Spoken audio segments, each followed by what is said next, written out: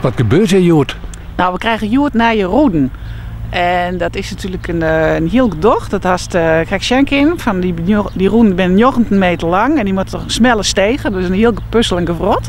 Maar ja, aanstaan komen ze in de monen en dan kunnen we eindelijk snijden hier weer draaien. Wat vind je nou eigenlijk het probleem?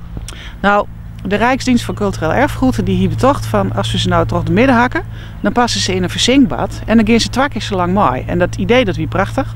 Alleen de techniek wie helaas net zo betrouwbaar. Want toen die bleken dat er misschien wel eens problemen komen kon en toen hadden ze van nou het is net vertrouwd.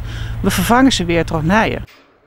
De Rijksdienst die had het in de tijd zijn je moet de deelbare roeden hebben, dus ja, ik zijn wel los het probleem ook op.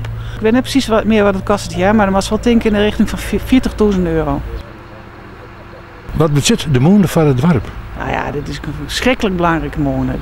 Dat haast voornamelijk in 2012 van mij de brand. Toen stonden we hier met z'n allen met trennen in de egen. Wat jouwt het jou nou vaak gevoel dat Joert de roeden weer op een monden komen? Nou, dat is een geweldig gevoel natuurlijk. Hè? Je staat hier stil en dan op een gegeven moment, ja, dan komt de nieuwe roeders er weer in. Nou, dat is gewoon weer een belevenis.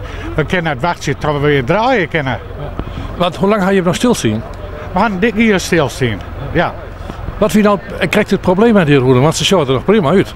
Ja, ze zien er prima uit. Alleen er schijnt in Nederland al een roede te wezen van dit systeem.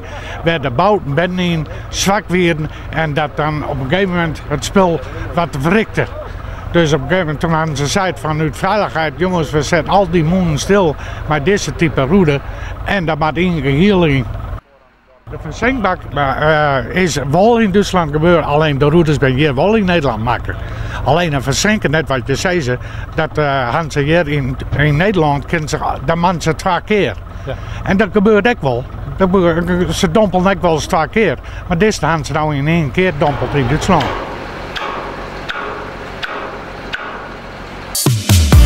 Verrassend dichtbij.